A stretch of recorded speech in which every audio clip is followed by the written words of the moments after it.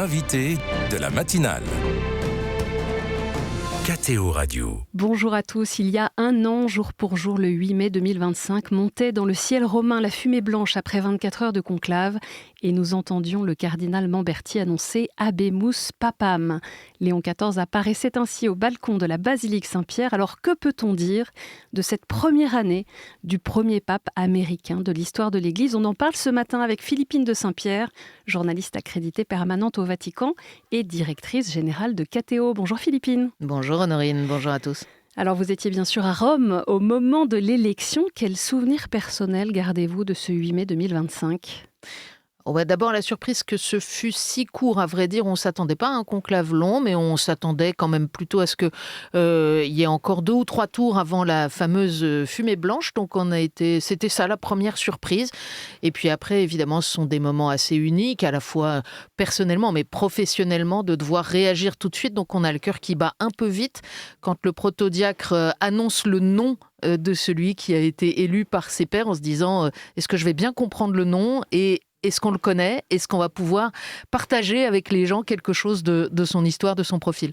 Justement, ce nom de Léon XIV a surpris et son profil tout autant. Un Américain du Nord et du Sud à la fois, un religieux augustin, ordonné évêque au Pérou, nommé préfet de Dicaster à la Curie. Qu'est-ce que cela disait déjà du pontificat à venir ? Alors, comme souvent, j'ai envie de dire, même si encore une fois, ce ne sont pas des événements très fréquents, il n'était pas dans le top 3 en l'occurrence, mais il était quand même dans les 5-6 noms qui circulaient le plus. Et quand il est apparu, quand son nom a été donné, c'est apparu comme une évidence parce que, précisément, en raison des caractéristiques que vous venez de mentionner, l'homme représentait une synthèse à de multiples niveaux, l'Amérique du Nord et du Sud, l'expérience de pasteur de terrain et celle de supérieur d'un ordre religieux et celle des dicastères de la curie. Donc vraiment, tout à coup, on s'est dit, mais oui, bien sûr, quand on a entendu depuis 15 jours les attentes de l'Église, les réflexions des cardinaux, il répond en quelque sorte à tout ce qui a été exprimé.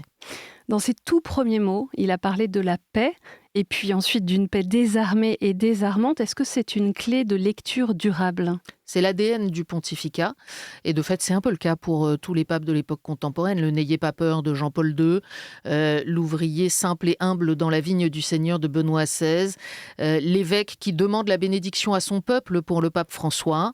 Et là, la pace sia con tutti voi, la paix est au cœur de ce pontificat, mais la paix et l'espérance. Comme souvent, on prend que le début des phrases. Avec les papes, c'est une sorte d'habitude médiatique un peu triste. Il a aussi dit... Il ne faut pas oublier la suite. Le mal ne prévaudra pas. Le mal n'a pas le dernier mot. Il ne faut pas oublier ça parce que c'est aussi, bien sûr, de cela qu'il est porteur dans son message au monde.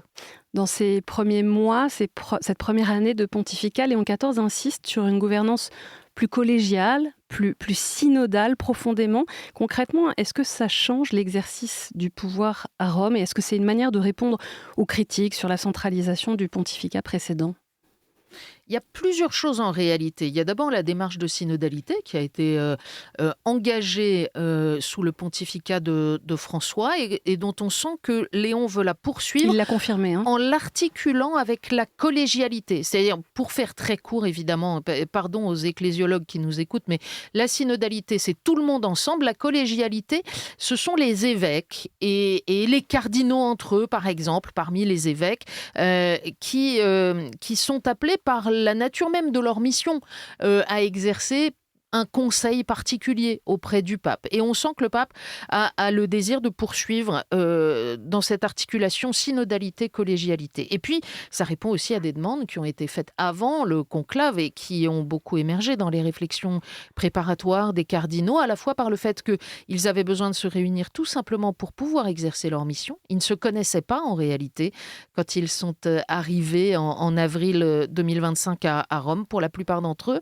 Et donc, l'année nécessité pour être des conseillers du pape, pour pouvoir porter ensemble cette réflexion sur les défis de l'Église, de se connaître et d'apprendre à travailler ensemble. Et puis la nécessité, effectivement, d'une réflexion sur les enjeux contemporains qui soit plus partagée, peut-être un peu moins pyramidale, un peu moins strictement verticale.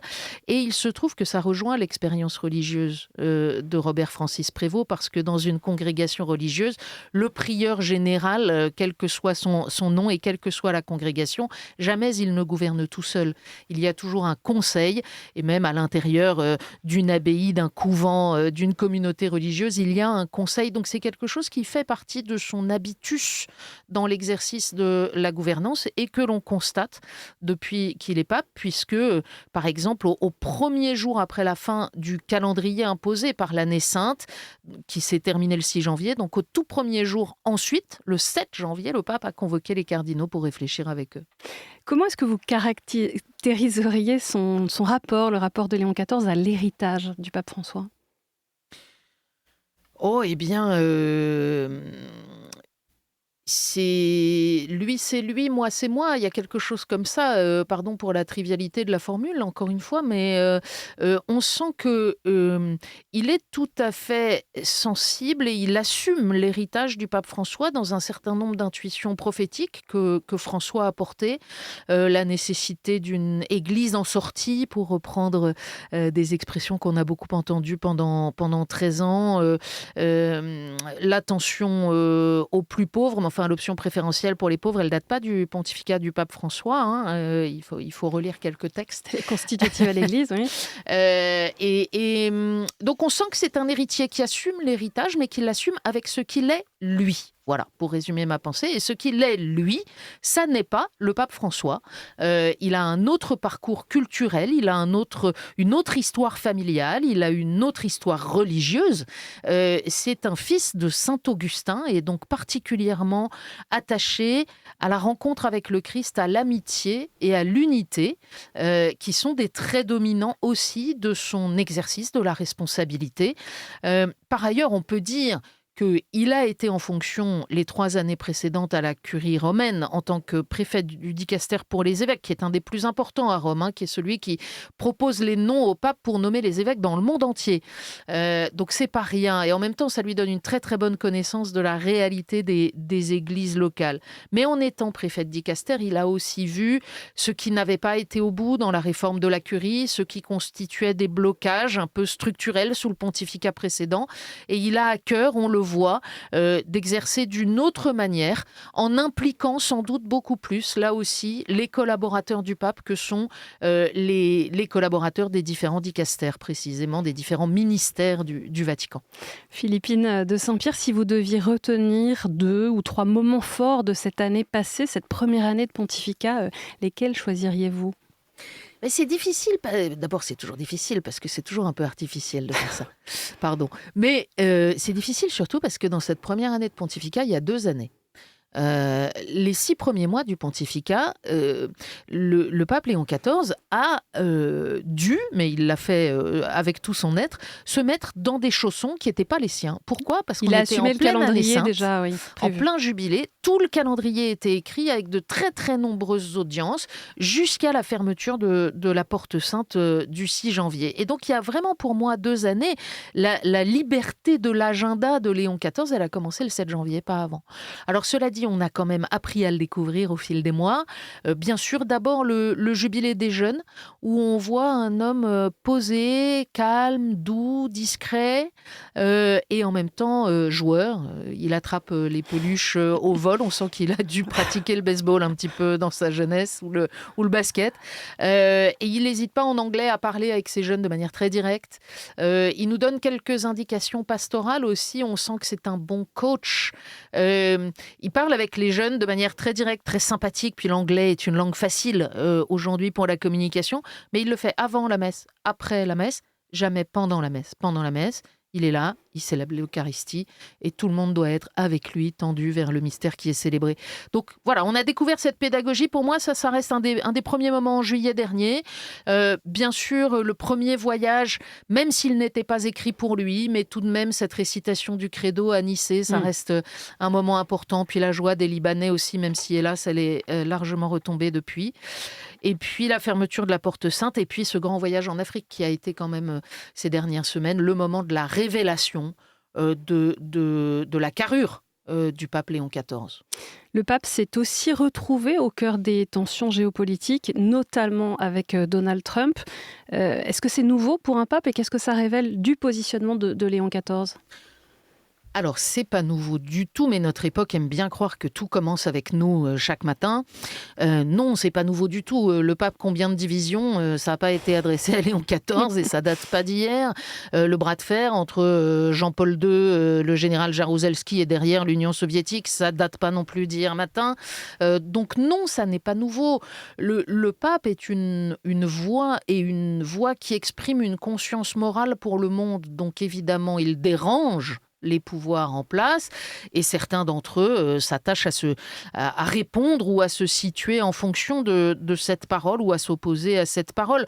Il y a aujourd'hui un jeu qui me paraît beaucoup être un jeu de communication de la part du pouvoir américain qui voudrait se placer en plus catholique que le pape et donner au pape des leçons de catholicisme. Bon, ça reste un jeu très, très médiatique et on notera que le pape ne répond jamais directement à cela. Il répète: on ne m'empêchera pas d'annoncer l'évangile. Sa mission à lui, c'est d'annoncer l'évangile. Et en cela, on peut dire qu'il fait de la politique. Il fait de la politique avec un P majuscule au sens de l'ordonnancement de la vie de la cité des hommes.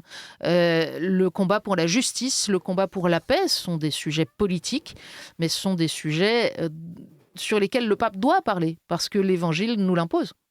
Un mot peut-être sur les dossiers internes de l'Église, si j'ose dire. Il y a plusieurs dossiers sensibles qui l'attendent. Les tensions liturgiques, le dialogue avec l'Église allemande, le risque de schisme avec les intégristes. Quelle est l'urgence ?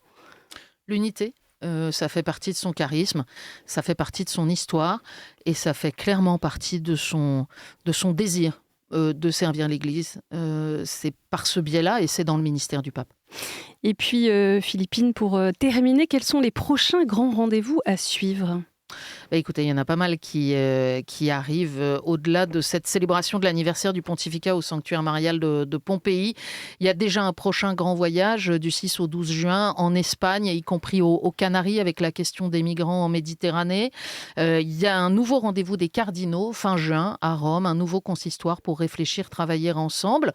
Et puis peut-être une visite en France à la fin du mois de septembre. L'annonce officielle n'a pas encore eu lieu, mais c'est désormais plus que probable. En tout cas, les évêques de France sont invités à prier pour cette possible prochaine visite. Merci beaucoup Philippine de Saint-Pierre. Il y a eu encore plein d'autres sujets à aborder, mais justement, on vous retrouvera ce soir à 20h35 sur KTO pour l'émission spéciale présentée par Étienne Loraillère pour les 1 an du pontificat de Léon XIV. Bonne journée. Bonne journée à vous.